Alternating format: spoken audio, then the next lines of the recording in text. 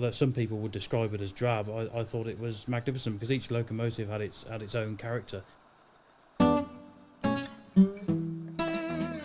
Quite honestly, I think it was very uninteresting.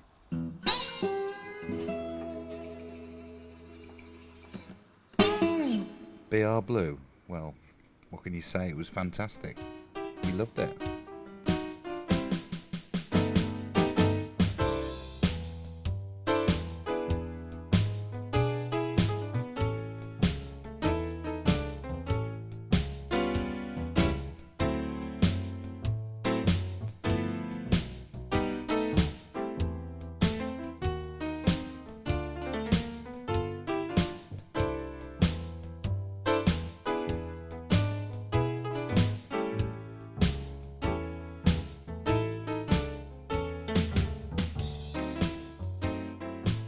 There was no distinction between one and the other. To see everything in blue with a yellow front was absolutely fantastic, and as a small child to see everything so uniform and everything all belonging to the same company was absolutely wonderful. Well, when we started off photographing trains, when we got the movie cameras, they were, from 1967, you could get a format called Super 8, which was a big improvement on the old Standard 8. But, of course, you only got 4 minutes. You had 4 minutes, and it was wasn't enough. And, of course, if you videoed something and then made an error, you couldn't rewind the tape as you can now and scrub over it. So you had to be meticulously careful. It was so expensive as well for somebody in the teens with just pocket money. I mean, it really was. And then, when it was finished, you sent it off to Kodak and Hemel Hempstead, I think they were down there. And a week, 10 days later, it would come back and you'd put it through the projector and have a look at what you'd taken. And then, when you'd got 4 of them, you joined them together and made a 200-foot reel, which lasted for 16 minutes.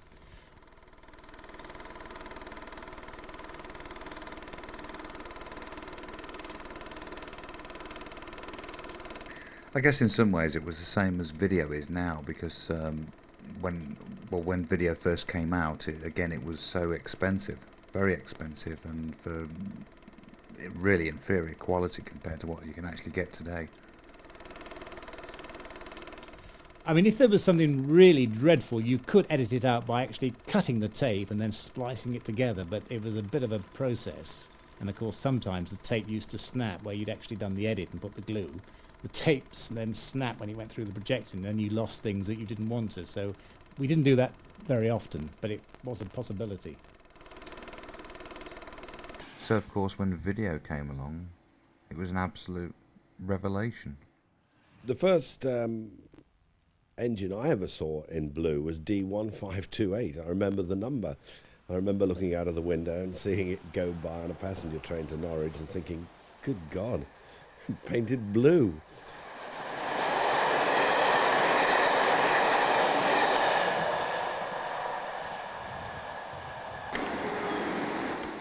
Brushes, we used to call them. They were common as muck. You used to see them everywhere. The only decent one you'd see would be a Namer. One of the original ones, of course.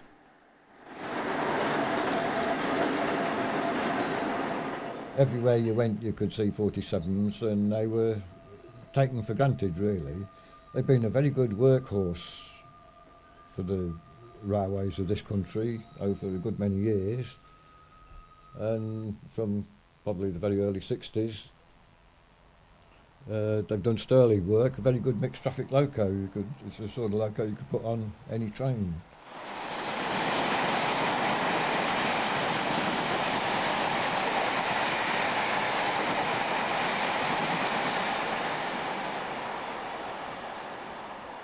Class 47s were another diesel, perhaps because there were so many built, that never really got a good enthusiast following. Although I have to say this, I remember in the 70s when I personally was trying to ride behind all the westerns, and I met several, they called themselves duff bashers or something, and I met several guys who were actually trying to do the same behind all the 47s. And I'm sure, what were there, 800 odd? I don't know, maybe I'm miles out with that figure, but There were a lot, and I'm sure very few people travel behind them all.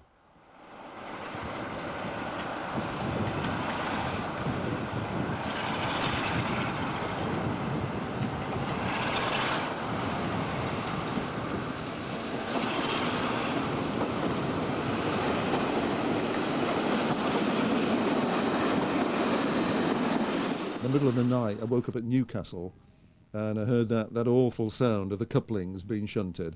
And sure enough, the Deltic 10 was being taken off the train, and we had some 47 north to Edinburgh, I remember.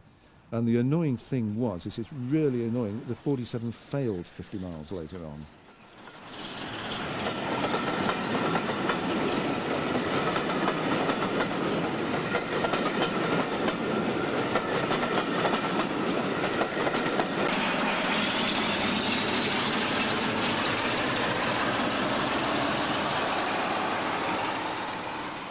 I never got to see them all, but I would have said that most of the class was through Birmingham and the Midlands area at one time or another. I think I saw most of them.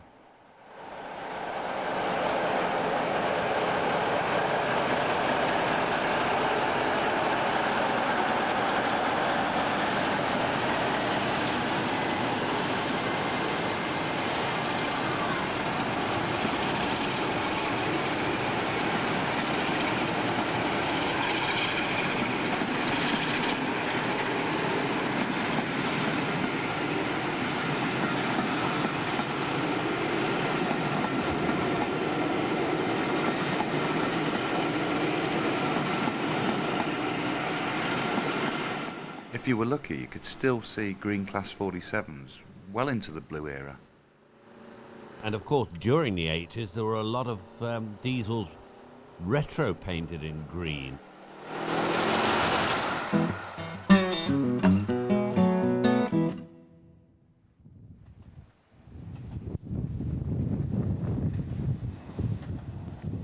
Well, when I was a young lad, the first DMUs were on the Manchester-Buxton line. And you had a beautiful panoramic view of going on the DMUs. You could really see the scenery, and they were enjoyable just for travelling on. Towards the end of them, they used to shake, rattle and roll and cause all sorts of problems. And the luggage racks, the metal luggage racks used to rattle away. Some of them were really notorious.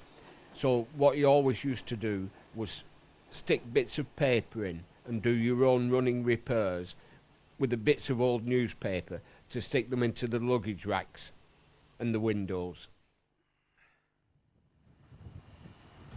I think the bubble cars were the most interesting DMU, because I mean you didn't see them very often.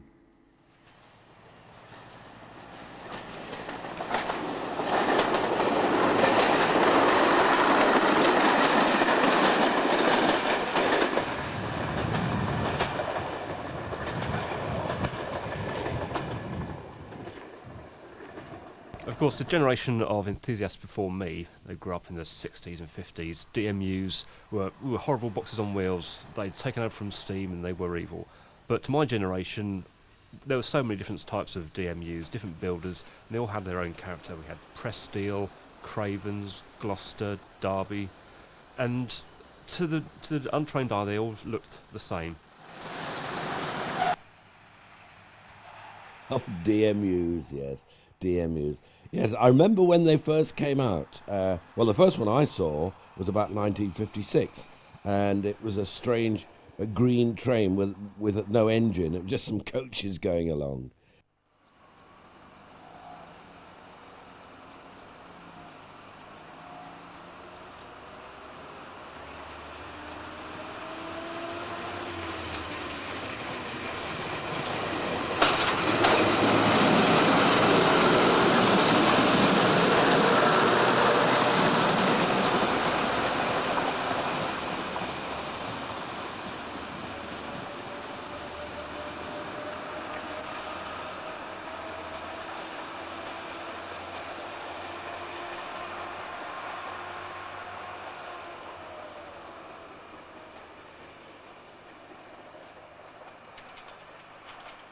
they are a strange beast because a lot of people disregarded them in the 70s because there were so many of them, and they really aren't like locomotives. They're not as, shall we say, they don't have the same aesthetic appeal.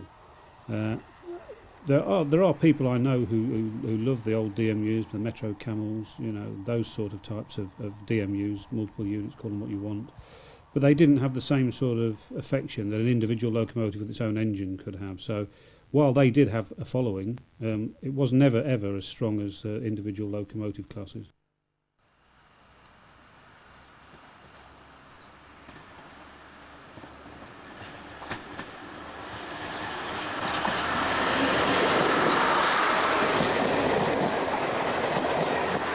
Although they weren't the most sought after form of traction for locomotive spotters and enthusiasts, the DMU were terrific to travel in, especially if you got a driver who didn't pull the blinds down at the front. You could see where you were going, and it was a smashing compared with the old tank engine and coaches where you only just saw out of the side. This was they were good to travel on. We were late for this train and we ran down the platform, and the guard had given right away, gone back in his van and slammed the door. He wasn't looking out at all, and the old DMU had started moving, and we went running down alongside it, opened the door while it was moving, but very, very quickly realised, although I had hold of the door and the door handle, that the DMU was now moving at a quicker pace of what I could run, and in fact easily jump onto it, and can well remember being quite frightened as this thing accelerated at a dramatic rate.